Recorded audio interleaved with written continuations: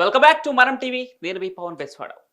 కశ్మీర్లో మారణ హోమానికి కారణమైన సైఫుల్లా కసూరి ఎవరు? అసలు టీఆర్ఎఫ్ ఉగ్ర సంస్థ లక్ష్యమేంటి? ఈ వీడియోలో క్లియర్ కట్ గా తెలుసుకుందాం. జమ్మూ కాశ్మీర్లోని పహల్గాంలో మంగళవారం జరిగిన మారణ హోమంలో మొత్తంగా 28 మంది అసువులు బాశారు. 20 మందికి పైగా తీవ్రంగా గాయపడ్డారు. ఈ దాడి తామే చేశామని ద రెసిస్టెన్స్ ఫ్రంట్ అనే పాకిస్తాన్ ఉగ్ర సంస్థ ప్రకటించింది.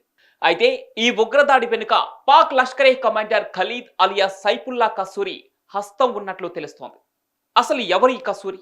ద రెసిస్టెన్స్ ఫ్రంట్ ఉగ్ర సంస్థ లక్ష్యం ఏమిటో క్లియర్ గా తెలుసుకుందాం. పహల్గాం మారణ హోమానికి బాధ్యత వహించినట్లు ప్రకటించింది ద రెసిస్టెన్స్ ఫ్రంట్ అనే ఒక ఉగ్రవాద సంస్థ. దీనిని భారత ప్రభుత్వం పాకిస్తాన్లోని లష్కరే తోయిబా ప్రాక్సీగా గుర్తించింది. టిఆర్ఎఫ్ 2019లో ఆర్టికల్ 370 రద్దు తర్వాత ఏర్పడింది. కశ్మీర్లో భారత పాలనను వ్యతిరేకిస్తూ స్థానిక మిలిటెన్సీని స్వదేశీ పోరాటంగా చిత్రీకరించడానికి ప్రయత్నిస్తోంది.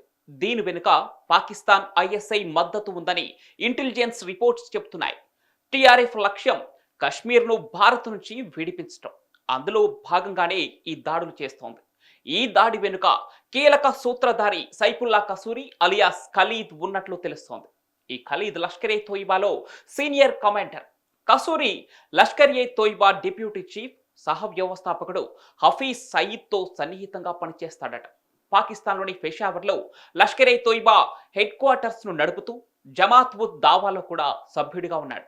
2017లో అతను లష్కరే తోయిబా రాజకీయ విభాగం మిల్లీ ముస్లిం లీగ్ అధ్యక్షుడిగా ప్రెస్ కాన్ఫరెన్స్ లో కనిపించాడు.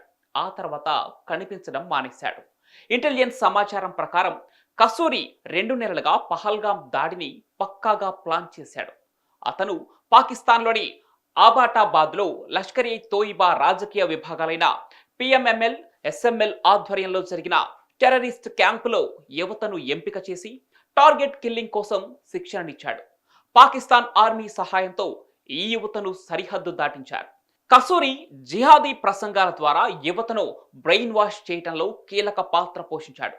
ఫిబ్రవరి 2, 2025న ఖైబర్ పఖ్తుంఖ్వాలో జరిగిన సమావేశంలో అతను 2026 ఫిబ్రవరి నాటికి కశ్మీర్కు స్వేచ్ఛ లభించేలా చేస్తామని ప్రకటించాడు.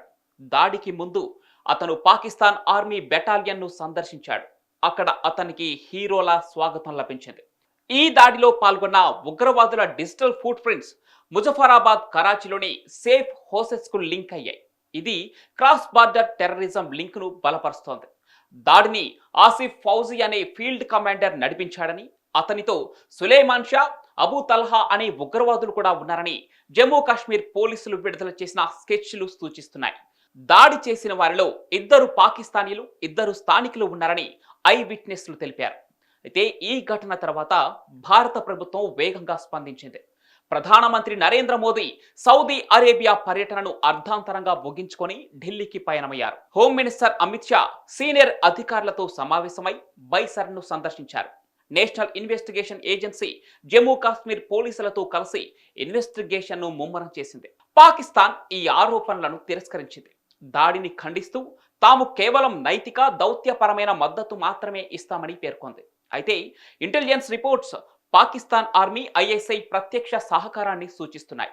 ఈ దాడి కశ్మీర్లో శాంతిని కాపాడటంలో ఉన్న సవాళ్లను మరోసారి బయటపెట్టింది. బైసరన్ వ్యాలీ మొన్నటి వరకు ప్రకృతి అందాలతో అద్భుతంగా కనిపించేది. ఇప్పుడు అది ఒక విషాద గాయంగా మిగిలింది.